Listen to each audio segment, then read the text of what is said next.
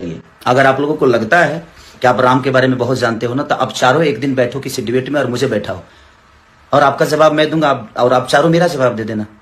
समझ में आ जाएगा कि कौन राम के बारे में कितना जानता है। आप मानते हो, मैं जानता हूं, बात तो सही है। इसलिए भगवान राम को फॉलो कर आज तक फॉलो करते आ रहा हूं और भगवान राम दिल में है। आपके घर से बेहतर मेरे घर में मंदिर है। रुको जरा, सबर करो। उसका नाम खेसारी होना ही नहीं चाहिए, वो अहंकारी होना चाहिए।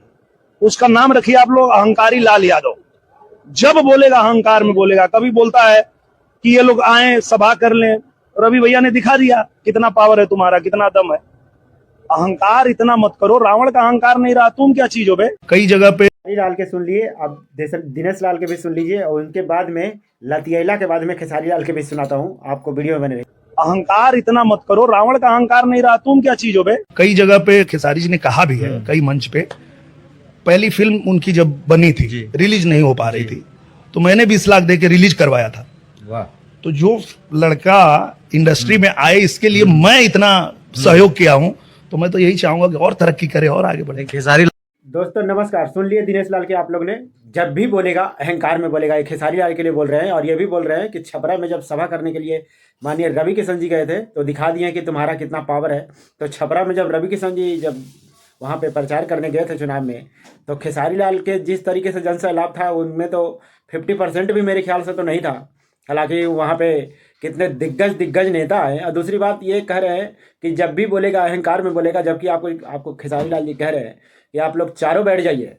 चारों के तो चैलेंज कर रहे हैं, पवन सिंह, दिनेश लाल या फिर ये रवि किशन हो, या फिर निरहुआ जी, ये क्या कहते हैं रिंकिया के पापा मनोज तिवारी।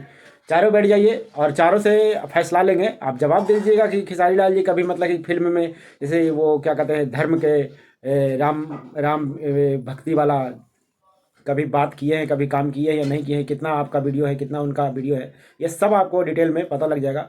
और दूसरी बात, आप जब कहते हैं ना कि अहंकार में बोलेगा, ये अहंकार नहीं है, वो अपना दिल के बात सच्चाई है जो वही बोलते हैं। और दूसरी बात मैं ये भी कह रहा हूँ कि बिहार में जब चुनाव हुआ था ना, तो आप लोग ने भली भांति जानते हैं, हम लोग भी जानते हैं कि तकरीबन 60 या 65% के आसपास में खेसारी लाल के वोट पड़ा था छपरा से, जबकि इनको हरवा दिया गया।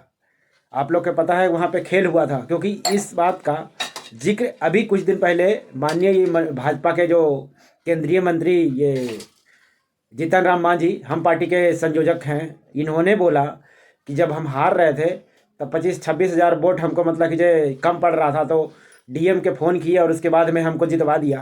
तो सोचिए कि बिहार में किस तरीके से जीत होता है और किस तरीके से बिहार वाले को जीत दिलाया जाता है। तो जीतन राम मांझी कोई छोटे मोटे नेता नहीं है, पहले बिहार के कुछ दिन पहले सीएम भी रह चुके हैं। और दूसरी बात, केंद्रीय मंत्री हैं रवि किशन जी, या फिर मनोज तिवारी जी, या फिर मतलब कि ये दिनेश लाल जी, ये तो सांसद हैं।